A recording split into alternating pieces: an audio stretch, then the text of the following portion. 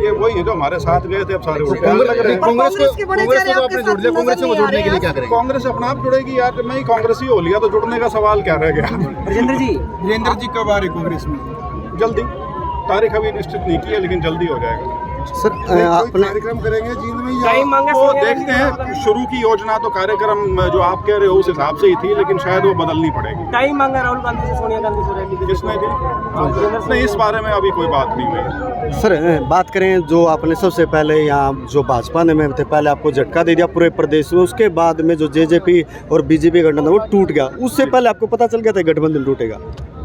देखिए, मैं उस स्थिति से पार हो चुका था जहाँ इस गठबंधन का कोई मायने बचा हो, तो मेरा जो फैसला है वो गठबंधन के जुड़े रहने पे या टूटने पे आधारित नहीं है। और दूसरा, मैं आपसे अनुरोध करूंगा, ये गलतफहमी में मत रहो कि गठबंधन टूट लिया। गठबंधन अभी भी यूं ही चल रहा है, पर्दे के पीछे चल रहा है। उसका पहला उदाहरण आपको परसों जो विश्वास मत जो मुख्यमंत्री जी ने लिया है, उसमें जिस प्रकार से जेजेपी ने अपने सभी विधायकों को 3 लाइन व्हिप जारी करके उसमें उपस्थित ना रहने के लिए जो एक निर्देश दिए, उससे स्वाभाविक है कि वो सरकार की मदद में आज भी तत्परता से खड़े हैं। उनकी बी सी डी टीम जो सी भी वो हैं जो रोल अदा करना चाहती हैं वो कर रहे हैं। तो आपने तो आप कह रहे हैं कि पार्टी में बीजेपी में आपको असहजता महसूस हो रही थी, तो अभी लोकसभा चुनाव के नज़दीक ही आपको असहजता महसूस हुई, पहले क्यों नहीं हुई? असहजता शायद आपने मेरे बयान को ढंग से नहीं सुना।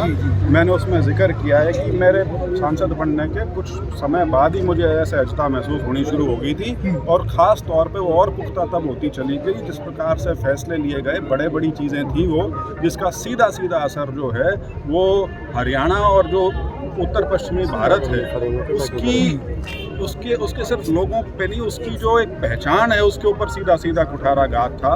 क्योंकि हमारी पहचान किससे है? 3 चीज़ों से है आमतौर पे, खेती से, फौज से और खेलों से।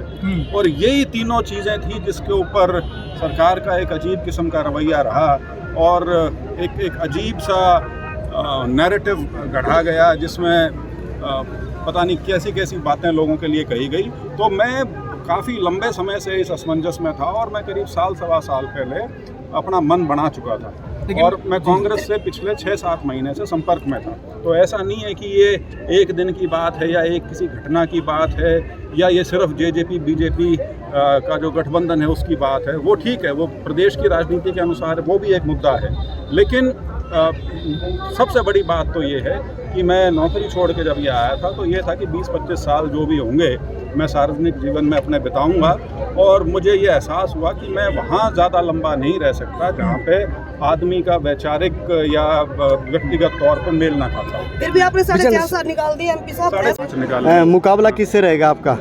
मुकाबला तो बीजेपी से ही है।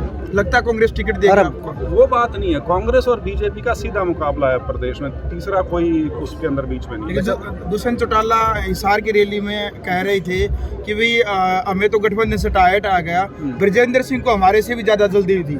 नहीं, मैं अपनी इच्छा से बाहर निकला हूँ, वो मजबूरी में जब दुकान बंद हुई है वो तब की बात है। तो इसीलिए उनकी सोच में और मेरी सोच में यही फर्क है। कब घोषणा करेगी कांग्रेस पार्टी लोकसभा प्रत्याशियों की?